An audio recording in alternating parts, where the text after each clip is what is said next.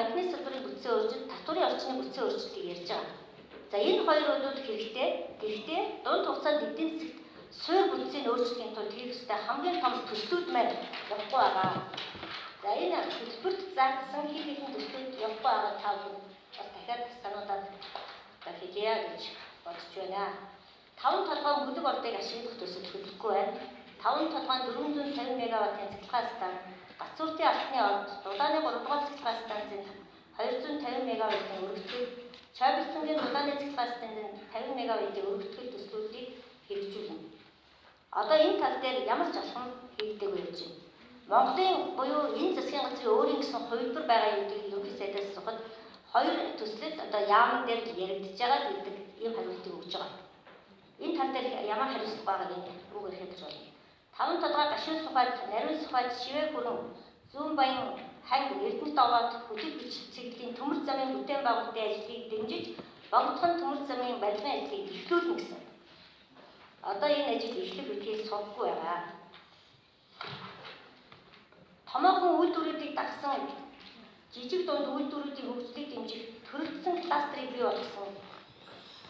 Ингэснээр өрхийн амжиргааг дээшлүүлнэ гэсэн. Та бүхэн хаа нэгэн газар ямар нэгэн төрөлдсөн кластер бий болж хөгжсөний үлгийг очиод сурвалжлаад өгөөрэй гэж хүсье. Тийм юм Монголд нэгч байх байгаа.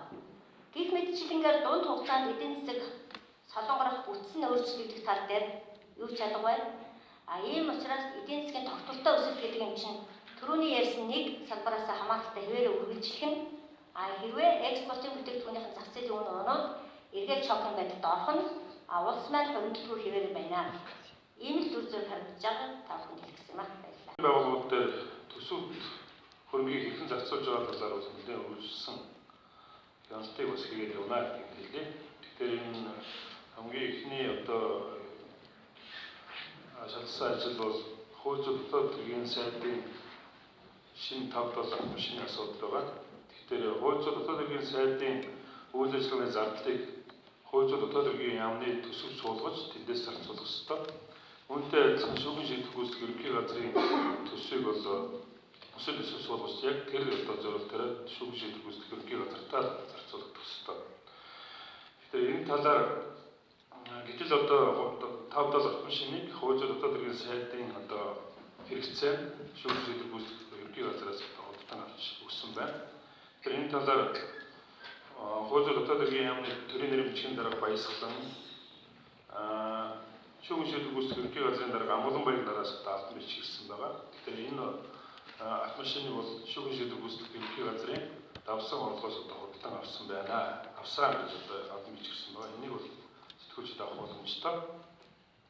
Тэгэхээр төсөв хүнд байна, төсөв хүрэлцэхгүй байна, маш хүнд байна гэж ихөрөөс маш их ярьдаг. Гэтэл өнгөрсөн 17 онд 374.1 тэрбум төгрөгийн хэрэгцээгүй худалдан авалтыг засгийн газар төрийн байгуулалт хийсэн байна. Үүний нэг жишээ нь одоо энэ 360 сая төгрөг авах явсан асуудал байна. Тэгэхээр энэ шүүхийн шийдвэр гүйцэтгэх ерөнхий газар зарцуулах ёстой мөнгө хууль зүйн дотоодын сайд одоо зарцуулалтад явж байгаа гэдэг бол энэ тендер шалгалтыг зарласан, шалгаруулсан, худалдан авсан энэ бүх үйл ажиллагаа бүгдээрээ хууль бус явсан гэсэн үг. Тэгэхээр энэ нэг зүйлийг бас тодруулж хэлэх зүйтэй байх. Нэмдур сайд бол яг ийм машин худалдаад аваад өгөөд гэж хэлээгүй байх. Энэ бол шинэ сайд орчинтой холбоотойгоор ажилдаа үлдгэсэн бялдаг нөтүүдийг хийсэн ажил бид өгнж байгаа. Тэгэхээр энэ ер нь бол нэг зүйлийг хэлэх зүйтэй. Улсын хурл бол шүүх байгууллага биш. Бид нар бол шүүгч биш. Тийм учраас эцсийн гин буруутай асуудлыг бол шүүхийн байгууллага тогтоох. Ер нь бол энэ асуудлаар дахиж манай бүлэг дээрээс нь ялангуяа ярихгүй. Хууль хяналтын байгууллагад хандахгүй. Энийг одоо жирийн иргэд энэ бичиг баримтыг аваад одоо хууль хяналтын байгууллагад хандныг бол нээлттэй. Ер нь бол цаашдаа 374 тэрбум төгрөгийн хэрэгцээгүй худалдан авалт бүрийг энэ ажлын хэсэг бол шалгаад одоо огт хэрэгцээгүй ямар ч одоо энэ төр шаардлагагүй тэр олон худалдан авалтуудыг олон нийт бий болох ажлыг өөрчлөлт хийнэ гэдэг. Энэ намрын чуулган бол эх баригч нам олон улсын валютын санд хөтлөгдсөн намрын чуулган байлаа гэж бид үгэж байна. Татвар нэмсэн намрын чуулган байлаа. 10 гаруй төрлийн татвар хураамжийг нэмэгдүүлсэн. Дараад нь ганц хоёрыг нь буулгасан. Өөрөөр хэлбэл эрх баригч намрын чуулганаар эргэж хургасан авир гаргасан намрын чуулган байлаа гэж би харж байна. Бараа таварын үн нэмэгдсэн намрын чуулган байлаа гэж би харж байгаа. Бензин шатхууны үн огцом нэмэгдсэн. Онцгой татваруудыг байхгүй болгосон гэж ярьж байгаа бол өнөөдөр бензин шатхууны үн буухгүй байна. Дизелийн үн огцом нэмэгдэж байна. Дизель түлшний үн.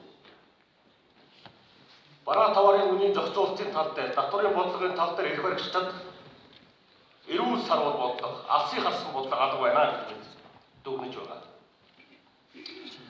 Энэ намрын чуулган 10 сарын өнгөрсөн оны 10 сарын 2-оос 2 сар гарт үргэлжилж байгаа намрын чуулганы хугацаанд засгийн газраа унагсан, эрх баригчид хоорондоо ноцолдсон, талдсан, хуваагдсан намрын чуулган байлаа гэж бид дүгнэж байгаа. 65 судалтай нам хоорондоо талцаж хуваагдаж зодлохыг бид харсан намрын чуулган байна. Ядуур эрс нэмэгдсэн, дундаж давхраг байхгүй болсон чуулган байлаа гэж бид харж байгаа. Ядуурлын хэмжээ 29.6% хүрсэн байна. Дөнгөж үүсэл бий болж ирсэн дундаж давхрагын ухсыг тасалсан байна. Эрх баригч. Өөрөөр хэлбэл эрх баригч 65 судалтай ардын намд эдийн засаг улс төрийн ямар ч алсын хараатай эрүүл сарвал бодлого харагдахгүй байна. Монгол улсын өрийг 2 дахин нэмэгдүүлсэн намрын чуулган байна. Та бүхэн мартаагүй бах. Өнгөрсөн чуулганы үеэр Монгол ардын нам өрийн босгол дотоодын нийт бүтээгдэхүүний 58% илүү гаргахыг хязгаарч зөвшөөрөхгүй гэж ярьдаг байсан. Одоо 100% гараад явчихлаа шүү дээ.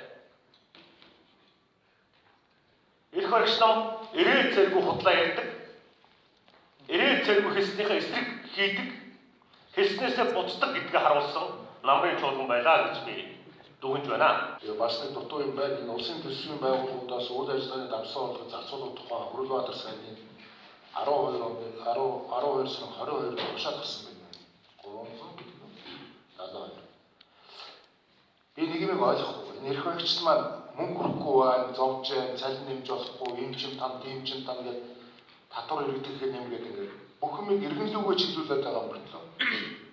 Энэ тушаалаар 17 оны төсвийн үйл ажиллагааны давсан орлого гээд 3.8 тэрбум төгрөгийг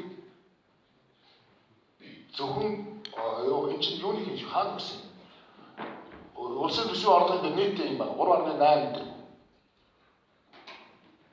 Тэгээ хэрвээ энэ усуудад сэтгэл байсан бол 3.8 тэрбум төгрөгийг дарга нарынхаа унааг юулах тухай асуудалд мөнгө зарцуулах биш. Би энэ үн энэс ихэд энэ одоо гадуур бүх сайдаар цаасаар чинь нямдуулж өгдөг хүнд онцож чадаад бүгдээрээ шимтэр болцсон юм чинь.